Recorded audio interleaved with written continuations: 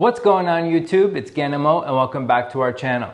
In this video, we're going to show you how starting these simple tasks right now can help you shape your financial success throughout your healthcare career. And we're starting right now. It's a general consensus that doctors are very bad with money. And why is that? It's because during their residency programs and during most healthcare providers' education, financial education is completely neglected.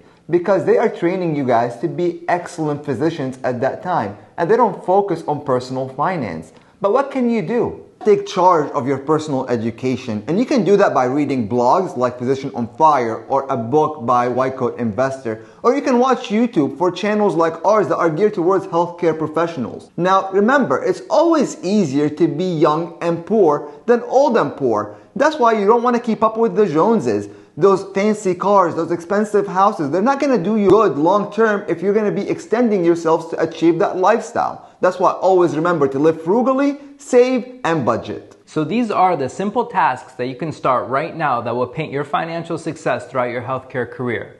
Number one, minimize your debt and living expenses. The average graduate medical school student graduates with nearly $190,000 in student loan debt. 25% of those students are graduating with more than $200,000 in student loan debt. And another 21% of healthcare graduates are graduating with credit card debt. You must start minimizing your student loan debt in order to achieve that financial freedom in the future. How can you do that? You can live with a roommate. For instance, for me, during my 4 years in Ohio, I decided to live by myself my first 2 years of school. Now, my monthly rent was $1,150. Now, over the course of the year, that equated to $13,800. Now, I didn't even take into account the interest at that point.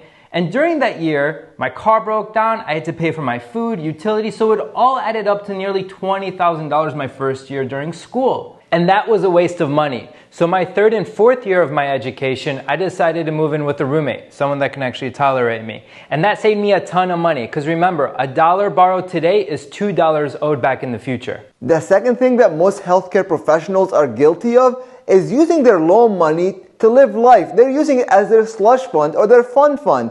They're forgetting that that is borrowed money. That's money they have to pay back. They're borrowing that money typically at a 6% interest rate, and whenever it's all said and done, they're going to be paying twice that amount, as Gan said. So that $100,000 is going to typically cost them about $200,000 to $300,000 whenever they're all done with their schooling. So imagine how many of us had a friend who, as soon as their loan money came in, they decided to go on spring break. And that typically trip will cost them about $2,500. But they're forgetting that in about 8 years from now, and by the time they're done paying, that trip alone would have costed them about $5,000. So you tell me, was it worth it? So please, take the other approach. What you should be doing is actually cutting on those expenses. Drive that used car. Don't go out to dinner. Split some utilities with a roommate. Live below your means. And the third cardinal mistake that most healthcare professionals are guilty of is not taking into account the full cost of their education and not taking advantage of all the opportunities and resources out there that can subsidize that cost alone. For instance, North Carolina offers a forgivable education loan service program that provides medical school students $14,000 a year, which equates to $56,000 over the term of their 4-year education as long as they decide to practice in the state of North Carolina. Now, Florida offers a nursing student loan forgiveness program that provides nursing students up to $4,000 in student loan forgiveness a year for up to 4 years. Now, a lot of hospitals across the nation actually encourage further education within healthcare, and they actually subsidize the cost of schooling.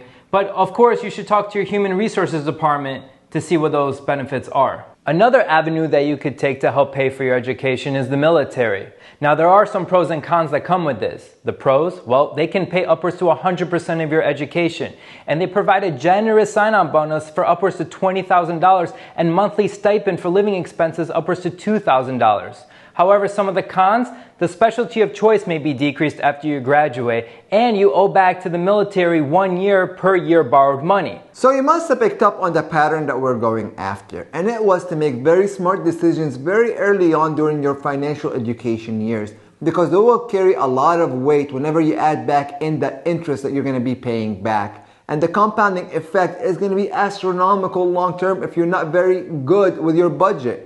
You have to understand what your expenses are. You have to understand where you're spending your money. And please don't live outside of your means. And utilize the many free resources out there that are going to be helping the healthcare professional just like yourself decrease their debt burden and help them with their tuition costs, just like grants, scholarships, programs that are geared towards healthcare professionals. Free money for you to take. That will help you reach your financial success. So start taking charge of your financial future today by utilizing all the resources out there, including us, by subscribing to our channel, gingerly tapping that like button, leaving comments below, and we'll see you next time.